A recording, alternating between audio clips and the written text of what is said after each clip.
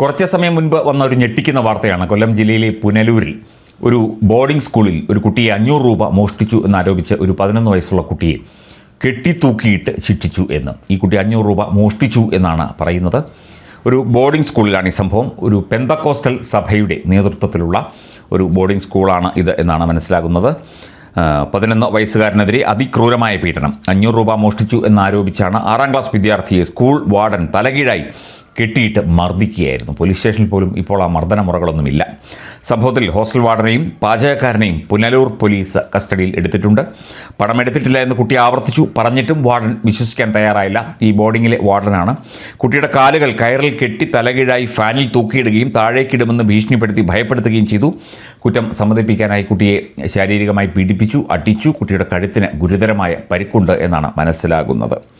കുട്ടി ചെറിയ കുട്ടിയാണ്. പേടി കാരണം പുറത്താരോടും പറഞ്ഞില്ല. പക്ഷേ ഈ സംഭവം ഇപ്പോൾ പുറത്തറിഞ്ഞിരിക്കുന്നു. നമ്മുടെ വിദ്യാഭ്യാസ സമ്പ്രദായത്തിൻ്റെ ഏറ്റവും വികലമായ ഒരു മുഖമാണ് നമ്മളിന്ന് പുനലൂരിൽ കണ്ടത്. ഇതെന്താണ് ഇത്തരത്തിൽ ഒക്കെ വാർഡനും ഒക്കെ പെരുമാറുന്നത് എന്നുള്ള, ഇപ്പം അധ്യാപകരല്ല, അല്ലെങ്കിൽ ചുമതലപ്പെട്ട വ്യക്തിയാണ്, അധ്യാപകരല്ല, എന്നാൽ പോലും ഇത് സഹിക്കാൻ പറ്റുന്നതിനും അപ്പുറമാണ്, അംഗീകരിക്കാൻ പറ്റുന്നതിനും അപ്പുറമാണ്. എല്ലാ വകുപ്പുകളുമിട്ട് ഈ വാർഡനും അതിൽ കൂട്ടുചേർന്നവർക്കുമെതിരെ ഇവർ ജയിലിൽ നിന്ന് പുറത്തിറങ്ങാത്ത വിധമുള്ള ശിക്ഷ കൊടുക്കണം എന്നുള്ളതാണ് നമുക്ക് പറയാനുള്ളത്. തീർച്ചയായിട്ടും അത് ആ രീതിയിൽ തന്നെ അതിനെ കാണേണ്ടിയിരിക്കുന്നു, അതിനെ വിലയിരുത്തേണ്ടിയിരിക്കുന്നു എന്നുള്ളതാണ്. ഇത് നമ്മുടെ വിദ്യാഭ്യാസ സമ്പ്രദായത്തിന് നേർക്കുള്ള വെല്ലുവിളിയാണ്. കുട്ടികളെ ശാരീരികമായി ഉപദ്രവിക്കുക, കുട്ടിയെ ഒന്ന് വഴക്ക് പറഞ്ഞാൽ പോലും കേസെടുക്കാൻ വകുപ്പുണ്ട്. കുട്ടിയെ ഒന്ന് രൂക്ഷമായി നോക്കിയാൽ പോലും കുട്ടി പരാതി കൊടുക്കുകയാണെങ്കിൽ തീർച്ചയായിട്ടും കേസെടുക്കാം. അങ്ങനെയുള്ള ഒരു നിയമവ്യവസ്ഥ, ഈ നിയമവ്യവസ്ഥയും ഭരണഘടനാ വ്യവസ്ഥയും ഉള്ള ഈ നാട്ടിലാണ് കുട്ടിയെ ഫാനിൽ തലകീഴായി കെട്ടിത്തൂക്കി. എന്നിട്ട് ഈ 500 രൂപ ഇയാളുടെ ഭാഗത്തുനിന്ന് വന്ന എന്തോ ഒരു പിഴവാണ്. ഇയാൾക്ക് കൃത്യമായി ഇത് കണക്ക് തെറ്റിപ്പോവുകയും മറ്റേ ചെയ്തതാണ്. ഈ കുട്ടി എടുത്തു എന്നാണ് പറയുന്നത്. ഇതൊക്കെ എത്രമാത്രം നമുക്ക് സഹിക്കാൻ പറ്റുന്നു, അല്ലെങ്കിൽ എത്രമാത്രം അംഗീകരിക്കാൻ പറ്റുന്നു? നമ്മുടെ നിയമ സംവിധാനത്തെയൊക്കെ തന്നെ ഇവർ വെല്ലുവിളിക്കുകയല്ലേ എന്നുള്ളതാണ്. പ്രാകൃത ശിക്ഷ. Punalur Vettithitta living water boarding സ്കൂളിൻ്റെ പേരെന്താണ് പറയാത്തത് എന്ന് പ്രേക്ഷകർ ചോദിക്കരുത്. ഞാനതിൻ്റെ വാർത്തകൾ എടുത്തു വച്ചിരിക്കുകയാണ്. പെട്ടെന്ന് ഈ പേര് ഇത്തിരി ബുദ്ധിമുട്ടുള്ള പേരായതുകൊണ്ട് അത് പെട്ടെന്ന് ഓർമ്മ വന്നില്ല. Punalur Vettithitta living water boarding school എന്ന സ്കൂളാണ്. ഈ സ്കൂളിലാണ് ഈ പ്രാകൃത ശിക്ഷ അരങ്ങേറിയത്. ഇതിൻ്റെ ബോർഡിങ്ങിലാണ്. പെന്തക്കോസ്റ്റൽ സഭ നിയന്ത്രിക്കുന്ന സ്കൂളാണ് എന്നാണ് അറിവ്.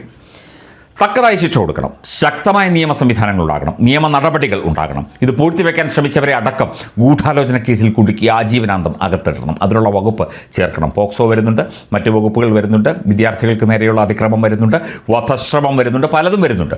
എല്ലാ വകുപ്പും ചേർത്ത് പുനലൂർ പോലീസ് ഇക്കാര്യത്തിൽ ഇടപെടും എന്ന് തന്നെയാണ് നമുക്ക് നമ്മൾ പ്രതീക്ഷിക്കുന്നത്. ഇതിനൊന്നും ഒരു കാരണവശാലും മാപ്പ് കൊടുക്കാൻ പറ്റില്ല.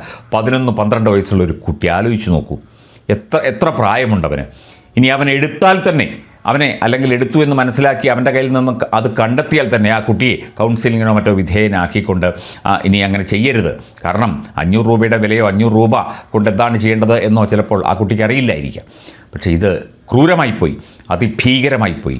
മാതൃകാപരമായി ശിക്ഷിക്കണം. നിയമ സംവിധാനത്തിന് കീഴിൽ നിന്ന് ഇവർ ജാമ്യം നേടി രക്ഷപ്പെടാതിരിക്കാനുള്ള എല്ലാ കാര്യങ്ങളും കേരള സർക്കാരും കേരള പോലീസ് പ്രോസിക്യൂഷനും ഒക്കെ തന്നെ ചെയ്യണം. അതിശക്തമായ പ്രതിഷേധമുണ്ടാകണം. ആ സ്കൂളിൻ്റെ അനുമതി റദ്ദാക്കിക്കൊണ്ടുള്ള അടുത്ത നടപടി ഉണ്ടാകണം. ഇത്തരത്തിൽ ഒരു കാരണവശാലും ഒരു കുട്ടിയും, ഇത് പുറത്തറിഞ്ഞ സംഭവം ആ സ്കൂളിൽ അല്ലെങ്കിൽ വേറെ സ്കൂളുകളിൽ കൊച്ചുകുട്ടികളെ ഇത്തരത്തിൽ എന്തൊക്കെ ചെയ്ത് പീഡിപ്പിക്കുന്നുണ്ടാകാം, എന്തൊക്കെ ഉപദ്രവിക്കുന്നുണ്ടാകാം, ഭയന്നിട്ട് പുറത്തു പറയാത്തതാണെങ്കിലോ. വിശദമായ അന്വേഷണം ഉണ്ടാകണം. അത് ഏത് സഭയുടെ സ്കൂളായാലും, ഏത് ആശ്രമത്തിൻ്റെ സ്കൂളായാലും, ഏത് സ്കൂളായാലും ശക്തമായ നടപടി ഉണ്ടാകണം. ശക്തമായ രീതിയിൽ ഈ ഒരു വിഷയത്തിൽ പൊതുസമൂഹം പ്രതികരിക്കുക തന്നെ വേണം.